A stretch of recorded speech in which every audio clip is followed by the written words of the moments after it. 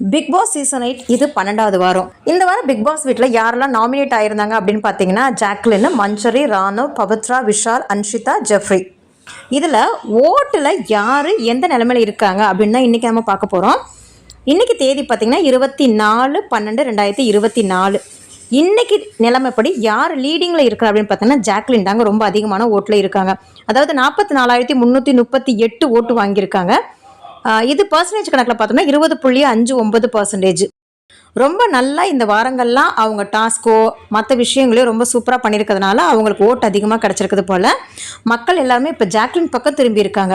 அடுத்து பார்த்திங்கன்னா மஞ்சரியும் பார்த்திங்கன்னா ஸ்டார்டிங்கில் அவங்களுக்கு நிறையா எதிரான கருத்துக்கள் இருந்தது. அவங்களுக்கு பார்த்திங்கன்னா சரியாக ஓட்டு விழவே இல்லை, ரொம்ப பின்னாடி இருந்துக்கிட்டு இருந்தாங்க. ஆனால் இப்போ பார்த்திங்கன்னா 2வது இடத்துக்கு வந்திருக்காங்க. இவங்க 40,526 ஓட்டு வாங்கியிருக்காங்க. இது பர்சன்டேஜ் கணக்கில் 18.82%. அடுத்தது ராணவ் வந்திருக்காரு 3வது பிளேஸில். ராணவ் என்ன பண்ணுறாரோ இல்லையோ, ஆனால் 3வது பிளேஸ் வந்துட்டார் பாருங்களேன். 33,292 ஓட்டு வாங்கியிருக்காரு. 15.46% கணக்கு. இது பவித்ரா ஆரம்பத்தில் இருந்தே பார்த்தீங்கன்னா பவித்ரா வந்து ரொம்ப நல்லா விளையாடக்கூடியவங்க. டாஸ்க்லேயும் சரி, அவங்க மற்றவங்கள்ட்ட பர்ஃபார்ம் பண்ணக்கூடிய விஷயங்கள்லையும் சரி ரொம்ப சூப்பராக தான் இருக்காங்க. அதனால் அவங்க 4வது இடத்துல இருக்காங்க.